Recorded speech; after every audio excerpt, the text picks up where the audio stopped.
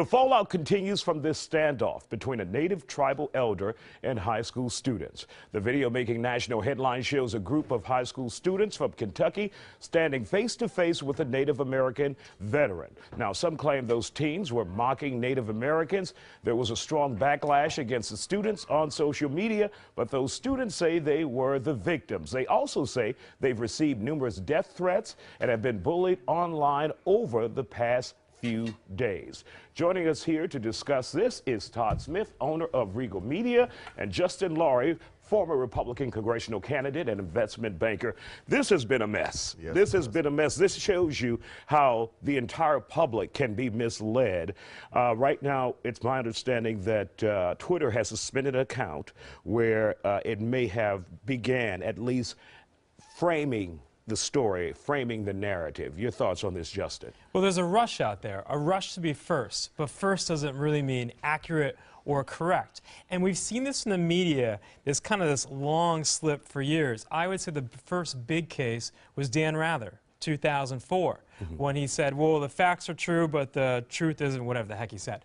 But it was that lie he put out there about then President George Bush running for re-election, about his military service. But since then, we've seen this this creep in delay of the quality of journalism out there.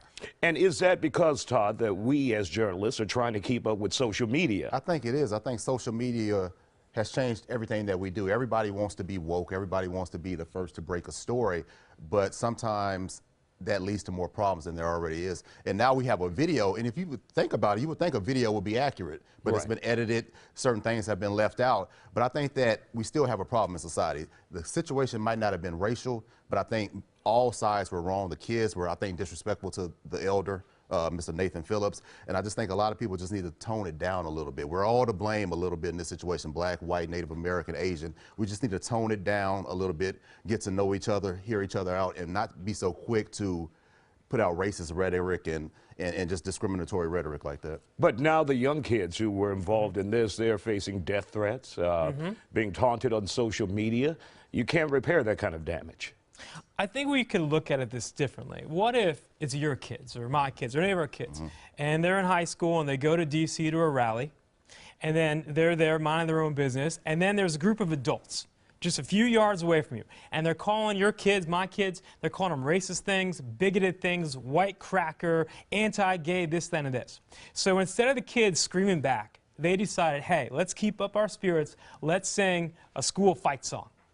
And then Mr. Phillips, the Native American man, he walked in the middle and he played the drum, right in the guy's face. I say congratulations to those kids for holding their composure.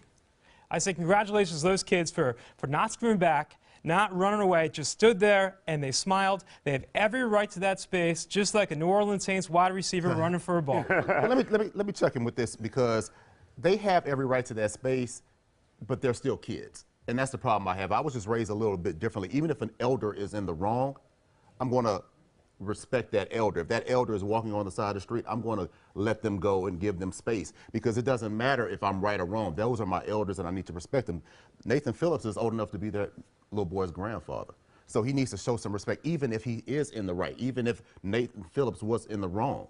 That's your elder. And I think that's what's wrong with society. We're raising people to just think of, oh, these are my rights. What happened to respect? Yeah, respect is not in the law. You do have your rights, but common sense should dictate. And I think, like I said earlier, we all need to dial it back a little bit. We need to, and the people who were threatening them are just as bad as the racists in the world that we criticize. You know, the people who are threatening them with violence are no better than a white supremacist or somebody that lynched people in the 50s. So we're all to blame. Like I said, we need to dial it back, but kids need to respect their elders. And I mean, Nathan Phillips, I'm not going to say whether he was right or wrong, but children are always going to be wrong when they don't respect their elders, in my opinion. Now, Justin, there has been some questions about Mr. Phillips' military service, whether he actually was a combat veteran in Vietnam. What do you know about that?